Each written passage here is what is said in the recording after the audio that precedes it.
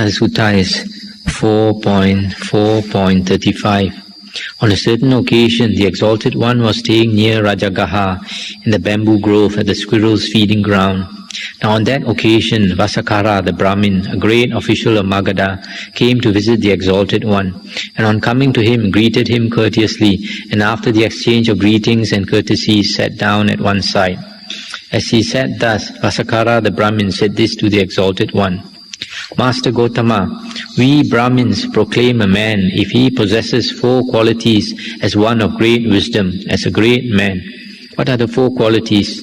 Herein, Master Gotama, he is learned.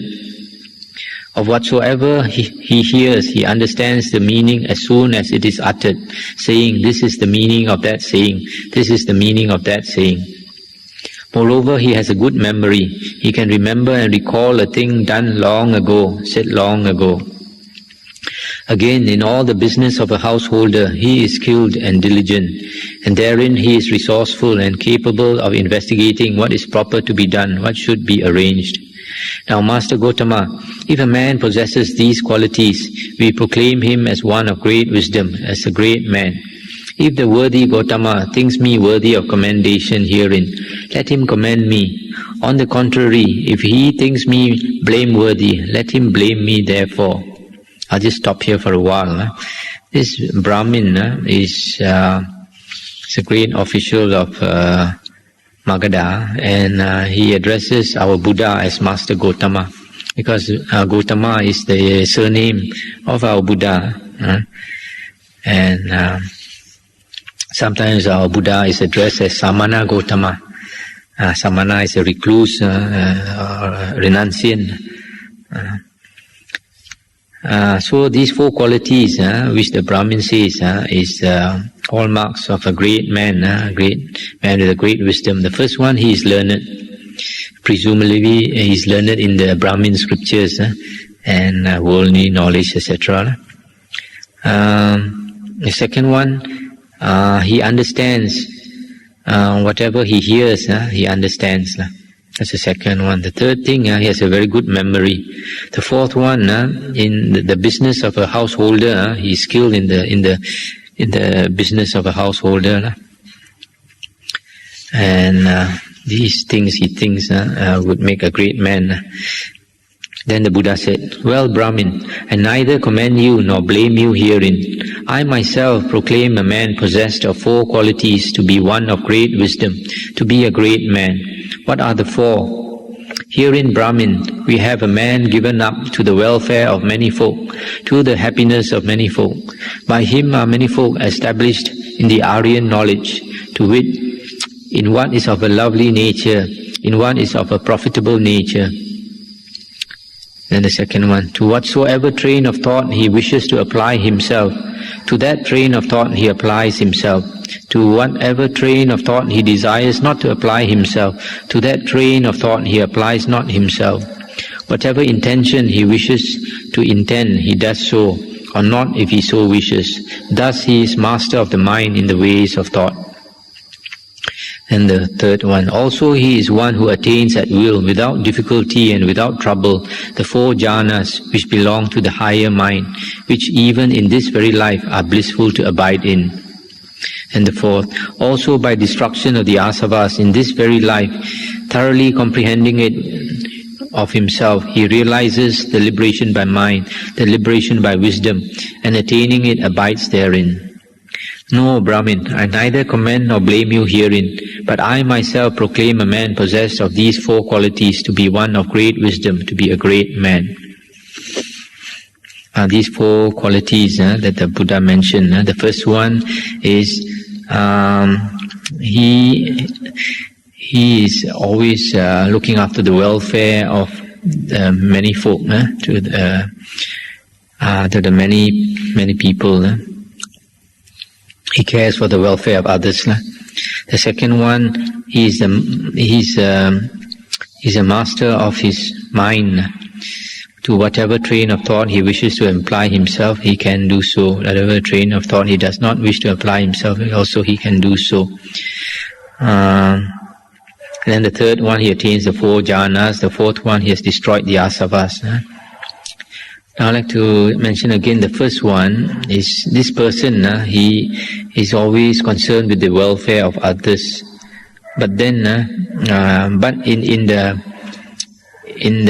sense that he establishes people in the Aryan knowledge. That means he teaches the Aryan Dhamma to others.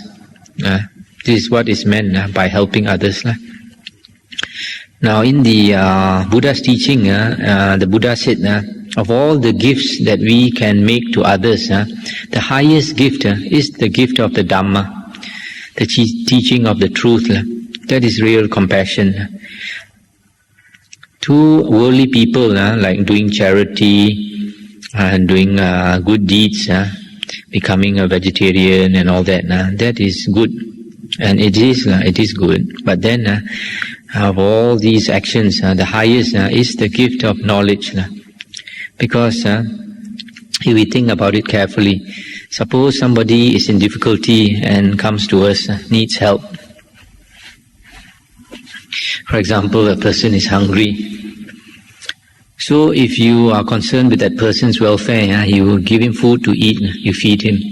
But after a few hours, he's hungry again. Then you have to feed him again. So tomorrow he's hungry again. So are you going to feed him the whole life? If you can do it, it's very good. But then it will be more skillful of you if you can teach him, for example, a trade, a skill, a work. So if he teaches, if he is taught a work which he can do to earn a living, then you have no need to look after him day after day. Then he will be able to take care of himself and succeed in the world. But then that is just this lifetime. He can earn a living. But then the next lifetime when he comes, he might suffer because he doesn't know how to walk the good path, the path that where we cultivate a lot of blessings to help us. And then because he has still continues to be selfish, etc., next life when he comes back, he'll suffer again, might not be able to get food again. But if we teach him the Dhamma, and then we teach him, make him understand that all these karmic obstructions that he is experiencing now is due to karma, past deeds. For example, he has been selfish in this life or in the past life, and because of that, not many people want to help him.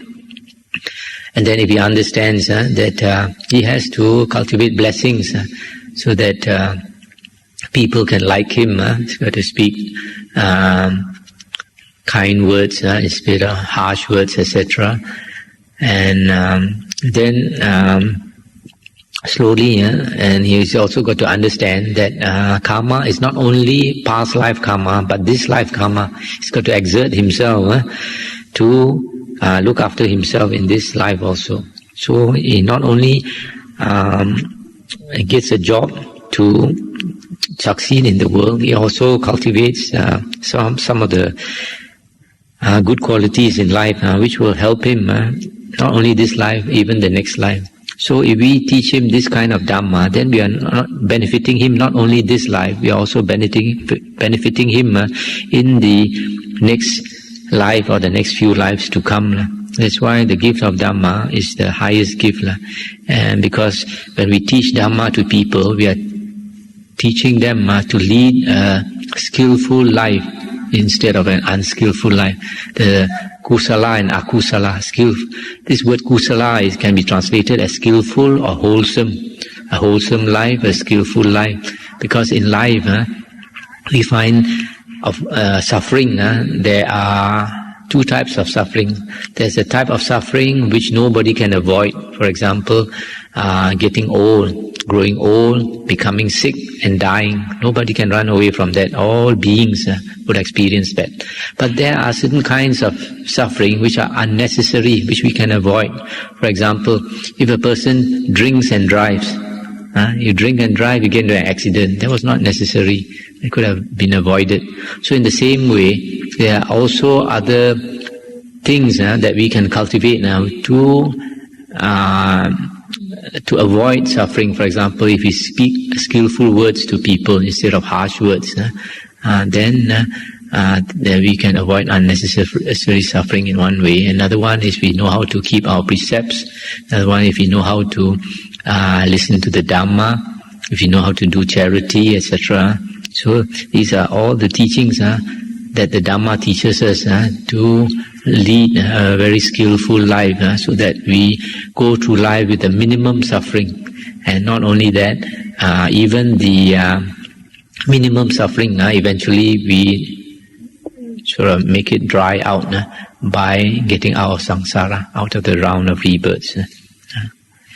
Then the second quality is that person is a master of his mind. His mind is so well developed that he is not controlled by the mind. He controls the mind. A lot of people they meditate, and then after many years of meditation, they think they are very skillful. They think they have attained great stages, but then you can see their likes and dislikes. If they have very strong likes and dislikes, that means they have not a developed mind. If we have a developed mind, we would not be controlled by our likes and dislikes. And then the third one is the jhanas, the condition for wisdom is the concentration, and the fourth one is destruction of the asavas, attaining arahanthood. And then the Brahmin said, "It is wonderful, Master Gotama. It is marvelous, Master Gotama. How well this has been said by the worthy Gotama. I myself do hold the worthy Gotama to be possessed of these same four qualities. Indeed, the worthy Gotama is given up to the welfare of many folk, to the happiness of many folk. By him are many folk established in the Aryan knowledge, to wit, in what is of a lovely nature, in what is of a profitable nature. Indeed, the worthy Gotama, to whatever train of thought he wishes to apply himself, to that train of thought he applies himself. Surely the worthy Gotama is master of the mind in the ways of thought. Surely the worthy Gotama is one who attains at will the four jhanas. Surely the worthy Gotama, by destruction of the asavas, realizes the liberation by mind, the liberation by wisdom, and attaining it abides therein." And the Buddha said, "Indeed, Brahmin, your words come close and challenge me to a statement. Nevertheless, I will satisfy you by replying. I am indeed given up to the welfare of many folk, to the happiness of many folk. By me are many folk established in the Aryan knowledge, to wit, in what is of a lovely nature, in what is of a profitable nature. To whatsoever train of thought I desire to apply myself, to that I apply myself, or not as I please. Whatever intention I wish to intend, I do so or not as I please. Indeed, Brahmin, I am master of the mind in the ways of thought. Indeed, I am one who attains at will the four jhanas. Indeed, Brahmin, by the destruction of the asavas, I realize the liberation by mind and liberation by wisdom, and attaining it abide therein."